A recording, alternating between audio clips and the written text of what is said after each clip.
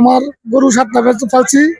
7টা গরুতে একটা গরুতে লস গেছে 1,10,20,80। এখন এক গরুটা দাঁড়াইছি, এই গরুতে লস গেছে 90,000 লস গেছে। এর দাম চাইছে এখন গতকালকে 310 কইছে, আজকে 360 চাইছি। অনেক পরিস্থিতি খারাপ, বাড়ি করে ব্যস্ত হইবে।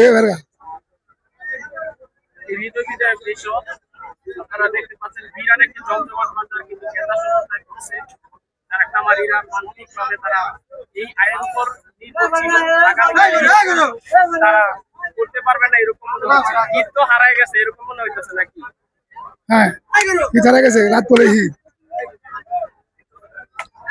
মাধবদী বাজার থেকে ধরে শুরু, মাধবদী বাজার থেকে প্রথমে রোববার বিষ্ণুদী বাজার থেকে গেছি খাস্তা দিয়ে 3 লাখ, মাধবদী বাজার গেছি খাস্তা 2 লাখ, আর হাজার গেছি আর হাজার কাছে গেছে 1.5 লাখ। আজকে এই বাজার আইছি, এই বাজার খাস্তা দেবো 3 লাখ।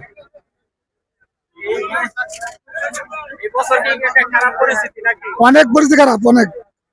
লাইট পয়লে ঈদ, আমার সালাম তো গেছে, ওই বাড়ি করে ব্যস্ত হই, ঈদের পরের দিন ওই টাকা পয়সা দিতে গেলে গরু কিনে আনছি, কিছু বাকি আনছি, কিছু নগদ আনছি।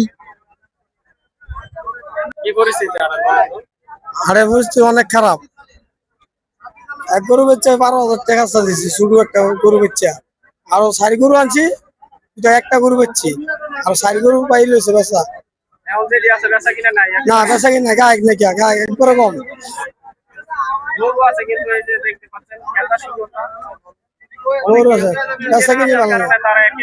গায়ক নাই, গরু বেশি,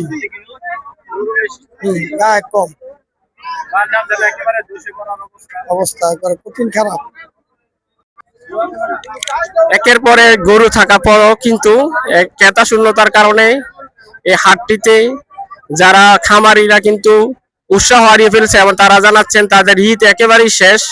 ঈদকে মনে হচ্ছে মলিন হয়ে গেছে এবং তারা ঈদের পর যেই লস খেয়েছে এই সময়টা তারা কিভাবে কাটবে এটি নিয়ে তাকে কিন্তু আক্ষেপ করছে। আমি সরাসরি যুক্ত হয়েছি আড়াইহাজার উপজেলার বিষ্ণন্দী হাটে। আগামীকাল পবিত্র ঈদুল আজহা, ঘন্টাখানেক সময় পর কিন্তু আস্তে আস্তে অন্ধকার নেমে যাবে এবং অনেকের কিন্তু বিক্রি না করে বাড়ি ফিরতে হবে। এই সময়টা দেখতে পাচ্ছেন অলস সময় তারা পার করছে, বেচা বিক্রি নেই এবং তারা যে পুঁজি নিয়ে এই ব্যবসার সাথে জড়িত হয়েছে সেই পুঁজিও অনেকে হারিয়ে ফেলছে। এই নিয়ে তারা আক্ষেপ।